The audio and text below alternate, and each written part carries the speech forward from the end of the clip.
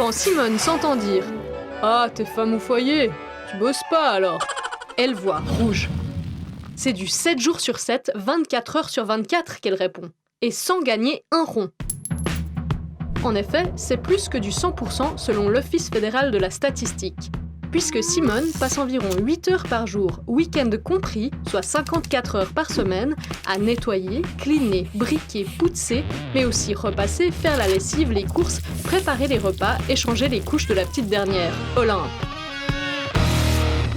Des tâches effectuées gratuitement par les femmes pendant 7,1 milliards d'heures au total équivalent tout de même 293 milliards de francs par année, soit 43% du PIB de la Suisse.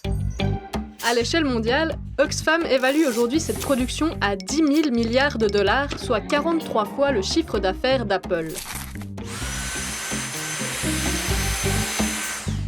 Bah quoi, moi aussi je passe l'aspirateur. Alors c'est vrai que les hommes en font un petit peu plus, reste que les femmes assurent 70% des tâches ménagères et que la situation s'aggrave encore un peu plus à l'arrivée du premier enfant. Le compagnon de Simone, Jean-Paul, lui, affiche 3 heures de tâches domestiques quotidiennes à son compteur, soit 24 heures par semaine. Mais bon, au repassage, il préfère quand même tondre le gazon, bricoler, surveiller les devoirs, sortir les poubelles ou s'occuper des factures. Chacun ses compétences, non ? Ben non, lui répond Simone. On ne naît pas ménagère, on le devient. C'est pour ça qu'elle a décidé de reprendre un job à temps partiel. Et aussi pour s'assurer une retraite pas trop maigrelette. En plus, comme ça, Jean-Paul pourra lui aussi baisser son taux de travail et passer plus de temps avec les enfants.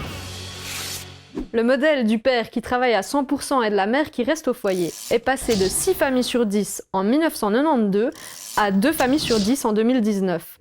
Aujourd'hui, les hommes sont 2 fois plus à travailler à temps partiel. Ils étaient 7,8% en 1991 et ils sont 17,6% aujourd'hui. Reste que le modèle familial de Simone et Jean-Paul, où les 2 partenaires travaillent à temps partiel, est le plus rare, moins d'1 famille sur 10. Et quand les femmes travaillent, elles subissent aussi des inégalités. Un salaire moindre de 14,6% dans le secteur privé et 12,5% dans le public.